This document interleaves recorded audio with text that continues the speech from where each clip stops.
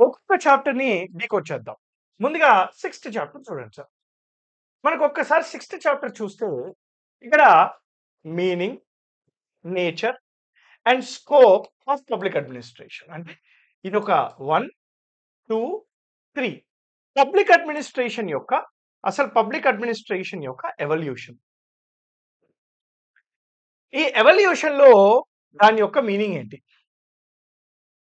దాని యొక్క నేచర్ ఏంటి? మరి దాని యొక్క స్కోప్ ఏంటి? పబ్లిక్ అడ్మినిస్ట్రేషన్ అంటే ఏంటి? What is the meaning of administration? Administration అంటే ఏంటి? అడ్ ప్లస్ మినిస్టర్. అడ్ ప్లస్ మినిస్టర్ అంటే టు సర్వ్. To serve. ఎవరు సర్వ్ చేస్తున్నారు? Public administration. పబ్లిక్ అంటే ఇక్కడ గవర్నమెంట్ అని కూడా పెట్టుకోవచ్చు. అంటే దీన్ని సినానిమస్‌గా గవర్నమెంట్ అడ్మినిస్ట్రేషన్ అని కూడా అనొచ్చు. అంటే గవర్నమెంట్ టు సర్వ్. ఎవరికి? To people. ప్రభుత్వము ప్రజలకు చేసే ఒక పాలనా విధానాన్నే పబ్లిక్ అడ్మినిస్ట్రేషన్ అని అంటాం.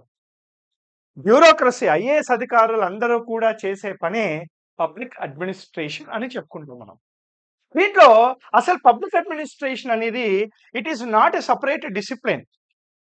Public administration was part of political science. Political science. Woodrow Wilson అనే వ్యక్తి is a father of public administration.